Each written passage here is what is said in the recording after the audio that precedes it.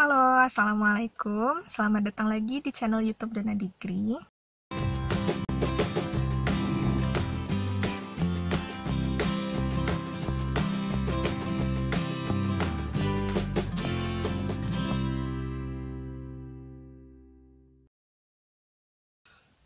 video kali ini aku mau sharing terutama untuk teman-teman yang masih di bangku kuliah.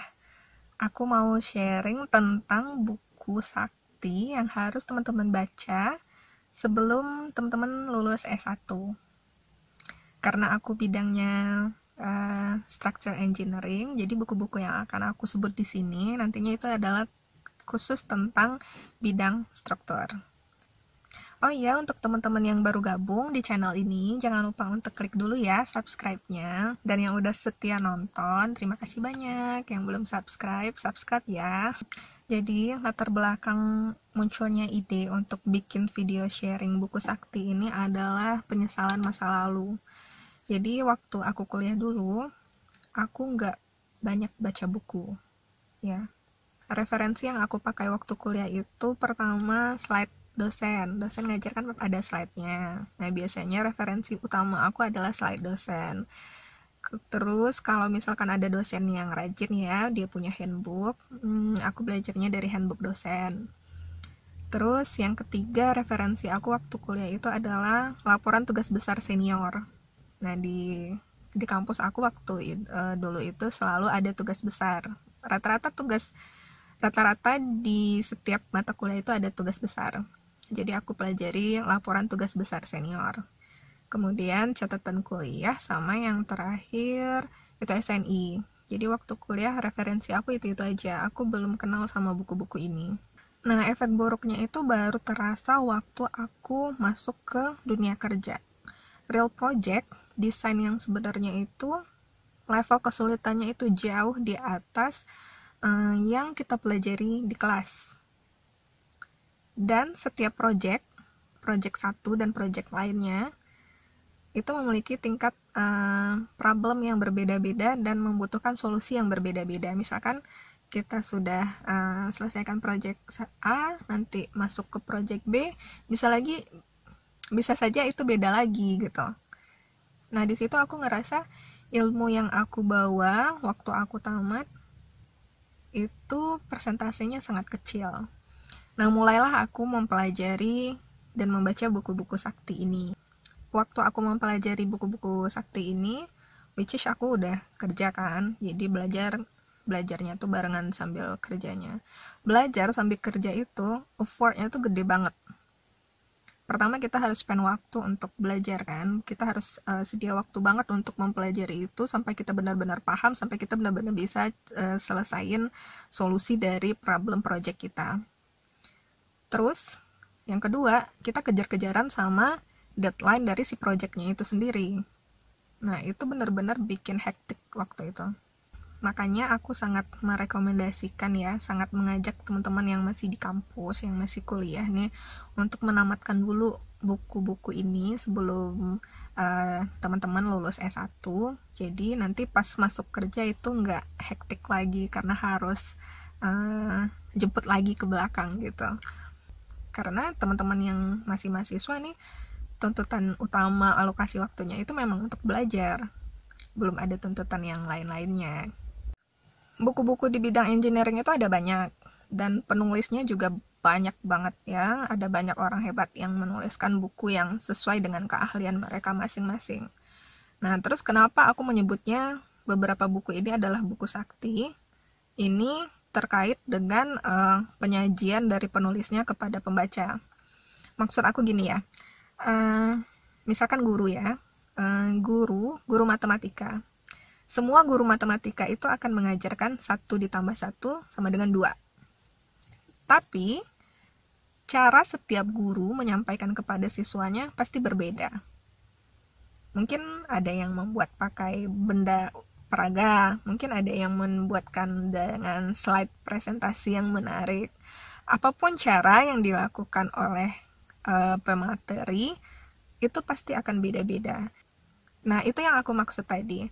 Ada banyak buku engineering, ada banyak begitu penulis buku engineering, tapi beberapa buku penyajiannya sangat mudah untuk dipahami, apalagi untuk seorang pemula. Makanya disebutnya itu buku sakti gitu. Jadi begitu kita bacanya ngalir, ngerti tanpa harus banyak bingung, tanpa harus banyak pertanyaan selanjutnya.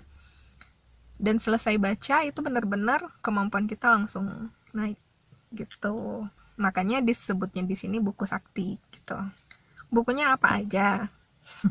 Yang pertama kita ngebahasnya untuk buku mekanika dulu ya, karena yang paling dasar itu adalah mekanika.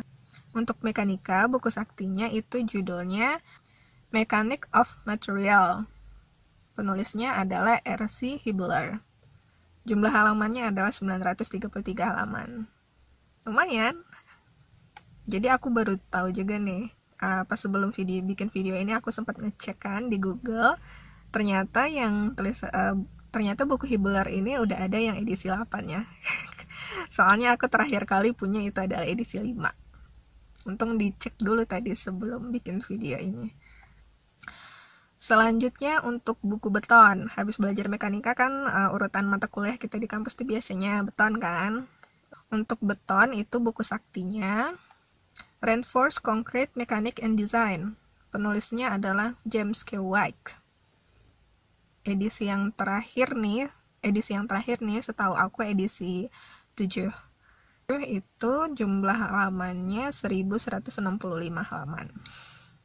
Ini setahu aku last editionnya sampai aku bikin video ini edisi 7. Tapi kalau misalnya aku keliru, teman-teman bisa tulis koreksinya di kolom komentar.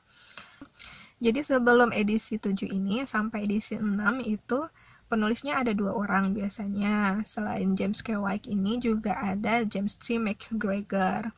Tapi di edisi 7 ini udah 1 orang penulis aja, yaitu James K. White. Kemudian untuk buku sakti baja, nih yang sangat bagus nih. Judulnya itu adalah Steel Design. Penulisnya William T. Sedgwick. Edisi terakhir yang aku tahu nih ya, 5 edition, jumlah halamannya 772 halaman. Ini kalau nggak salah ya. Kalau teman-teman tahu ada edisi terbaru, bisa juga tulis di kolom komentar. Kalau William T. Sedgwick udah ada nih edisi terbarunya, tulis di kolom komentar ya. Mungkin ada beberapa yang ngeluh, bukunya buku English semua, textbook English semua. Iya benar, karena emang yang bagus itu yang 3 itu. Ya, untuk mekanik itu miliknya Hibbeler, untuk beton White dan McGregor, untuk baja itu Sedgwick. Ya memang itu yang bagus gitu. Tapi Indonesia ada satu ya, aku baru ketemu 1 buku handbook yang bagus banget ya. Yang cara penyajiannya dan kekompletan materinya itu mendekati buku-buku luar. Itu baru di bidang baja. Penulisnya itu Bapak Wirianto Dewa Broto. Judul bukunya adalah Struktur Baja, Perilaku, Analisis dan Desain ISC 2010, dan itu udah edisi kedua.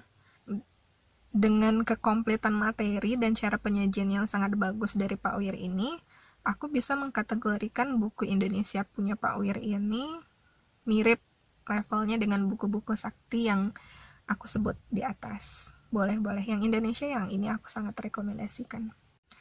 Jadi buku-buku tadi ya, yang 3 dari luar atau tambah 1 yang Indonesia punya, yang punya Pak Wir. Kalau teman-teman itu udah selesai baca itu, yang awalnya kemampuannya itu flat ya, atau naiknya itu cuma sedikit, ya mendekati flat, itu pas baca nanti insya Allah kemampuannya kurvanya langsung naik. Akan terasa sekali perbedaannya ketika sebelum dan setelah membaca buku-buku sakti itu. Teman-teman bisa cek nih di kampus, tanya sama dosennya. Pasti dosen-dosennya itu sangat familiar sekali sama buku Hibbeler, sama buku White dan McGregor, sama buku Sedgwick, atau yang buku bahasa Indonesia Pak Wirianto.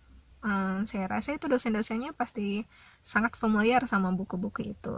Terus teman-teman juga bisa tanya ke teman-temannya yang kuliah di universitas, ya anggap top 3 universitas Indonesia bidang teknik sipil ya. Coba kontak teman-temannya. mereka kenal nggak sama buku-buku yang aku sebut di atas tadi.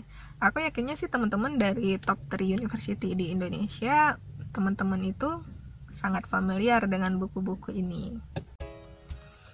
Mungkin itu dulu untuk sharing kali ini. Insya Allah akan ada lagi sharing selanjutnya. Jangan lupa dukung terus channel YouTube Dona Degree dengan cara klik subscribe dan juga like videonya. Mohon bantu teman-teman untuk membagikan video ini di sosial media yang teman-teman punya, dan komen-komen juga ya di kolom komentar. Terima kasih, sampai jumpa di video selanjutnya. Assalamualaikum.